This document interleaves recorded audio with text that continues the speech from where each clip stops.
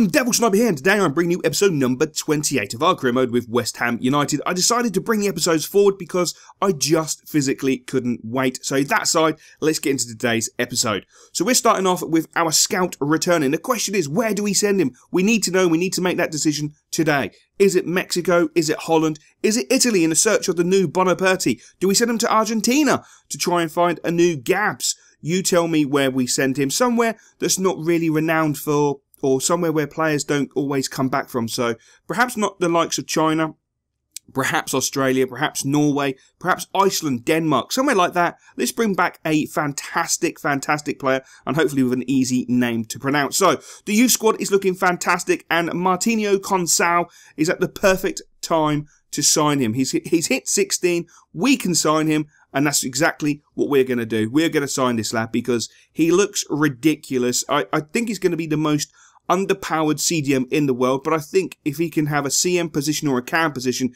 he could potentially become one of the greatest players in the West Ham history. This day, the 5th of June, 2015, is a day that will go down in history, in my personal opinion. This boy has outstanding statistics. You probably look at his physical attributes and think they're not too bad, which they're not. His mental aren't too bad, but his skill attributes, that is just ridiculous. 84 ball control to begin with. His short passing of 83 is immense. He's 5'8". He can play CDM, which I don't think he ever will. He can play centre midfield, which I think is going to be his predominant position. High-low work rates, which is absolutely astounding. And of course, a 5-star weak foot with 3-star skill moves. So he just has enough ability, technical ability in the centre of the park, but that 5-star weak foot will definitely stand him out as one of the most standout youth players I think I have personally ever seen. And I really do feel that in a couple of years you will see him gracing the first team for Brazil. He will be in a national side without a shadow of a doubt. The boy has definitely got a lot in his locker, and hopefully we will bring that all to fruition and make him into one of the most biblical players that we have ever seen. I honestly feel that he could eclipse Eduardo, which in some ways hurts me because FIFA 13 was my most favourite career mode ever, and I cherish that career mode. I still go on that career mode and look at all the players, look at the statistics of players, and I absolutely love and adore the players we had. I even re-watched the videos because I loved the players we had in that career mode. But it is FIFA 15, it is a new era, and Martinho could go down as a legendary player in my personal opinion. And of course, you've just seen me make some calls. It's hard, you know. We need to free up some of our space within our squad. A lot of the players are just not going to make the final cut. And it is a great shame, but it's part and parcel of being a manager. You have to make these tough decisions. You have to be prepared to cut players, to sell players, to get rid of players and move on. And that's exactly what we're doing. As you will see, Maiga's come back from FC Mentz. And of course, Songy has gone back to Barcelona. That aside, 2 awards have been won this season by none other than Adrian. He was voted goalkeeper of the tournament, the best goalkeeper in the Barclays Premier League. With all the criticism I have given him, he has answered me back with 19 clean sheets, picking up the best goalkeeper in the Premier League. And not only that, he won Player of the Year. The Barclays Premier League Player of the Year is Adrian. He's cooped 2 amazing awards. I honestly felt it was going to go to Diego Costa, and the outside punt would have been Robin van Persie with the goals he scored for Manchester United, but it didn't. It fell to the one and only Adrian. So we have brought silverware in some form to the club with player awards, which I'm absolutely ecstatic with. The board are extremely happy with the season. They consider it to be super, and I've fulfilled their actual requirements. But what did confuse me was the cup run. We didn't have a good cup run. That aside, goal of the season in second place, Ravel Morrison with that screamer against Crystal Palace.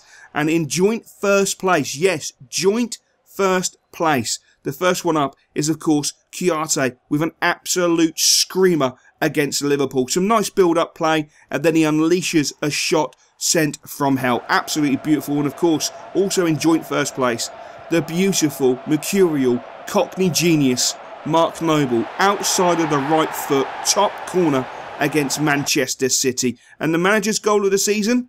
It came against Chelsea, with Noble knocking the ball into Songy, Songy into Valencia, into Sacco. Sacco steps inside.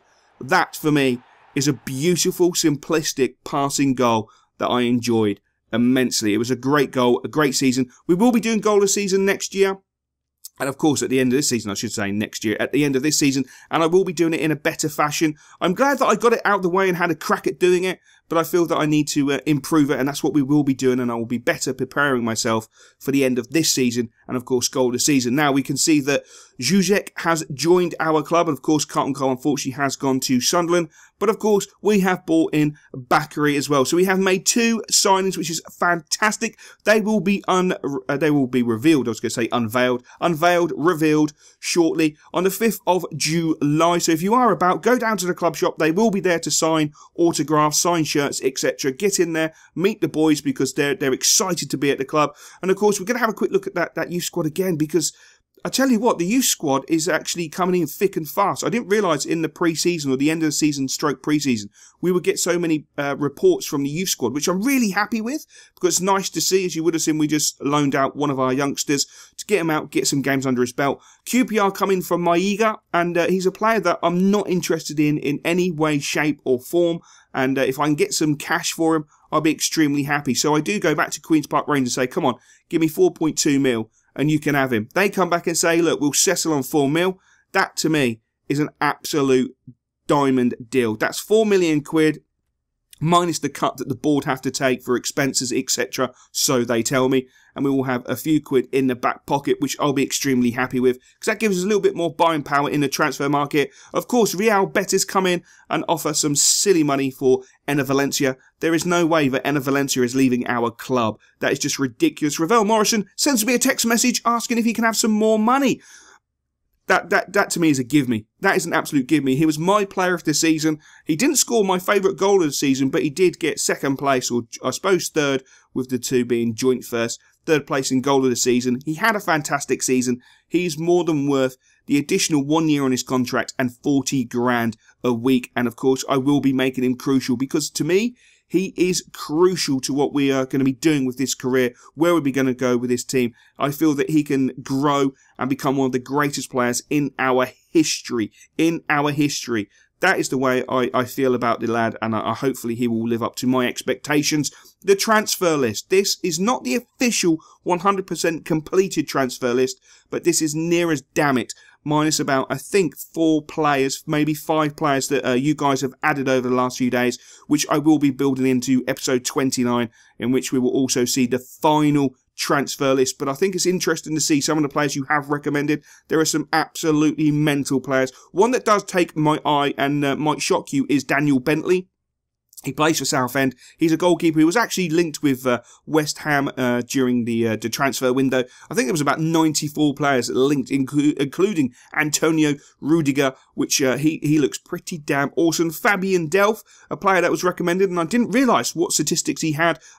Fantastic statistics. Some of the reports you guys have given back for these players have been astounding. Some of the time and effort you guys have put in the transfers, and actually giving me information on players and why I should pick them, and you know what their attributes are, what's good about them, and why you consider them to be a hidden gem. And it's just phenomenal, absolutely phenomenal. And for that, I thank you immensely. You don't know how much it means to me. It really does fill me full of joy to have people really getting involved in the career mode and having fun with the career mode. And that's what it's all about. So that is the complete list thus far. As I say, there's about 4 or 5 players, I believe, that are missing from that list. And as soon as I sort that out for episode 29, you will see the full, unedited list. And then you will see the actual list that we're going to start making moves upon. And of course, one player we will be making a move upon is Cole Jenkinson. The guy had a fantastic season. He really did have a fantastic season. I feel that it will happen in real life as well, that he will become a West Ham United player at the end of the season. We will be buying him. That's what I hope anyway, because I do rate him quite highly. I think he's brilliant. I really do. Don't get me wrong, he's not earth-shatteringly amazing, but he is a solid right back, and I feel he's a nice fit for the club. So I will go in with a 1.8 million bid. I know Arsenal are looking in the region of 3 million. That's from the conversations I've had with Arsenal, and I'm willing to play a little bit of hardball because I don't want to overspend my cash straight away. Of course, I'm looking to bring in Alexander Asong. I'd be a mug if I said I wasn't. What puts me off is 9.9 to 11 million, and the fact that he actually got a pay rise of £30,000 after he finished his loan with us. So he has improved. Barcelona have seen it improved and rewarded him with an extra 30 grand a week. Of course, Barcelona come back and say, sod off. You're ridiculous. Don't take the mick out of us. It's not funny. And the same with Arsenal. They've basically said, you know what? You've made him into a solid right back. He's now probably going to be playing in our first team. So sod off. Which is absolutely annoying. And of course, what makes my day even worse is Ravel Morrison coming back saying he doesn't want to extend his contract. Now, most times I would probably overreact, but I'm not going to overreact because he still has a 3-year deal with the club. So I have plenty of time to work him round and keep him at the club. Well, Eduardo's brother has just gone out on loan. Yes, he's gone out on loan. Hopefully he will come back a biblical player. Of course, Udinese will come in for James Tompkins. The answer is, quite clearly, sod off.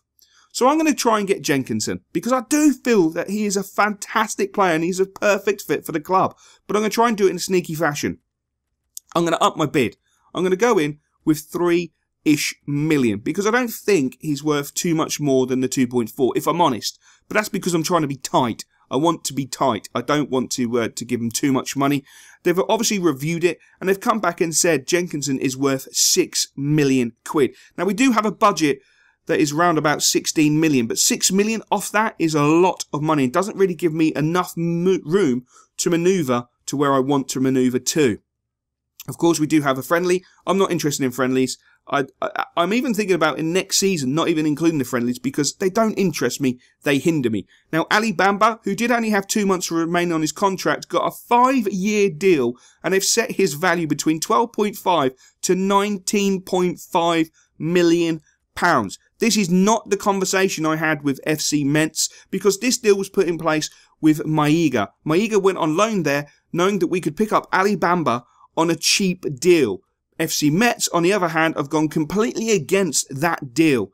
Or have they? We will find out because I'm going to offer Joey O'Brien plus 3 million. It's around about a £5 million deal. If they come back and accept that, I'll be happy. If they don't, they will never have a loan player off us ever again. We will never sell them a player again, and we will be reporting them to FIFA because what they've done is just absolutely ridiculous. Now, Antonio Rudiger is a player that does interest me for 2 reasons. He's a centre-back, and he can play right-back. He's strong, he's quick, and he looks damn good and can do a right good job, I feel, in the centre of our defence as a replacement, as a long-term replacement for Collins. I really feel he could be the replacement for Collins. And it leads me to another couple of players who you'll see in episode 29 who I feel can be a replacement in the defensive areas, which concerns me because I think we need more defensive players than attacking players at this moment in time. Now, Emilio has hit 16 years old and he looks pretty good. His potential overall to begin with is 63 to 67 with a potential of 81 to 87, which I think is pretty decent. And of course, we are going to bloody well sign him.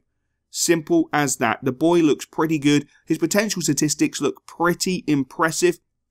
That aside, I feel he could become an absolute star within the West Ham ranks. And of course, we're going to have to sign him because I want to start bringing through those youth players because this is the season that we need to bring through those youth players. We do have a friendly against Lazio. We do lose 3-1. It's nothing particular to worry about. Of course, Arsenal have come back after I put in a sneaky deal offering a loan for a season plus 3 million. They've come back and they're not sure they want to allow it, which is a little bit disappointing. I was hoping that the conversations I've had with Arsenal, they would back down, but clearly they're playing hardball and it's not on at this moment in time. It really is not on, but that's the problem. When you loan a player and you make them better, the club is ultimately going to want more money. So we're going to finish off today's episode with a quick look at Martinho Consao and of course Emilio Prestes to see how these boys actually look. And I've got to be honest, they scare the crap out of me. They look absolutely amazing. They really do. Martinho, I think, is going to be the standout player, but Emilio, I think he's going to be pretty damn good. I think he's going to be pretty damn good regardless. He may not have the greatest starting statistics, but he's right midfield. He has high-low, and of course, he has those biblical 4-star skills, which do completely and utterly fill me full of joy. We're going to loan him out, and that's where we're going to leave it. Hopefully you enjoyed this episode, and I will catch you later. I used to dream about cars and things, about being a star.